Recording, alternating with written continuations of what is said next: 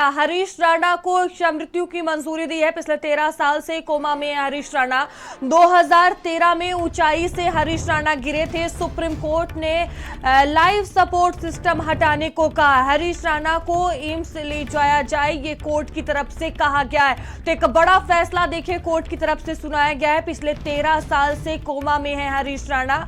बता दें कि 2013 में ऊंचाई से गिरे थे, जिसके बाद से उनका इलाज चल रहा है और वो कोमा में है। अब देखिए, इसको लेकर सुप्रीम कोर्ट ये मामला पहुंचा था और सुप्रीम कोर्ट ने लाइफ सपोर्ट सिस्टम हटाने को कहा है। हरीश राणा को एम्स ले जाया जाए, ये कोर्ट ने कहा है। तो इच्छा मृत्यु पर सुप्रीम कोर्ट का ये बड़ा फैसला सामने आया है।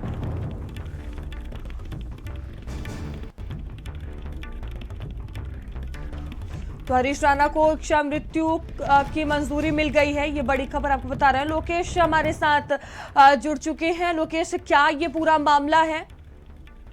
देखिए, ये मामला गाजियाबाद से जुड़ा हुआ है। यहाँ पर एक अशोक सिंह राणा रहते हैं, जिनका की एक बेटा है हरीश राणा। वो उसका एक्सीडेंट हो गया था और करीब 13 साल पहले एक्सीडेंट के बाद से वो लगातार कोमा में है और परिवार पिछले 13 साल से उसकी जो है वो सेवा भी कर रहा है, लेकिन डॉक्टर्स ने साफ तौर पर कहा है कि ये ब्रेन डेड है और अब इसके वापस ठीक हो पाने की संभावना नहीं है। और इसके इलाज में परिवार ने अपना मकान, दुकान और तमाम चीजें बेच दी। परिवार में जो इनके पिता हैं वो बेहद मतलब जो है वो काम करके दुकानें लगा करके वो अपने परिवार का गुजर बसर करते हैं।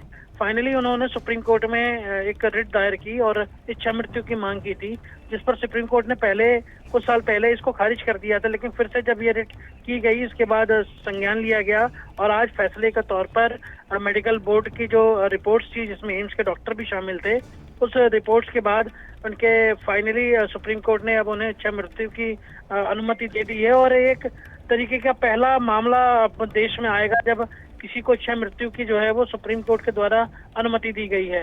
हालांकि अभी जो हरीश के पेरेंट्स हैं, अशोक राणा उनकी पत्नी, वो दोनों लोग अभी सुप्रीम कोर्ट में मौजूद हैं, लेकिन उनकी सोसाइटी में तमाम लोग जो यहाँ पर मौजूद हैं वो इस बात का दावा कर रहे हैं कि वाकई परिवार बहुत दिनों से किसी तरीके से अपने बेटे की सेवा कर पा रहा था। तो ये एक नजीर बनी है कि अगर इस तरीके की कोई समस्या आती है, या कई लोग ऐसे हैं जो कि परिवार के या बच्चों के इलाज में अपने पूरे जिंदगी भर की कमाई खत्म हो जाती है, और वो अगर सुप्रीम कोर्ट का दरवाजा खटखटाएं तो उन्हें इस तरीके की जो है वो इच्छा मृत्यु जैसी अब एक नजीर पेश हो गई है कि उन्हें भविष्य में इस तरीके के आदेश मिल सकते हैं और वो इच्छा मृत्यु जैसी मांग को कर सकते हैं।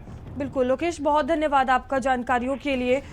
तो देखिए, परिवार की तरफ से कोर्ट का दरवाजा खटखटाया गया, जिसके बाद सुप्रीम कोर्ट ने एक बड़ा फैसला सुनाया। कह सकते हैं कि परिवार को एक बड़ी राहत मिली है। वहीं रामपुर में दिल्ली लखनऊ हाईवे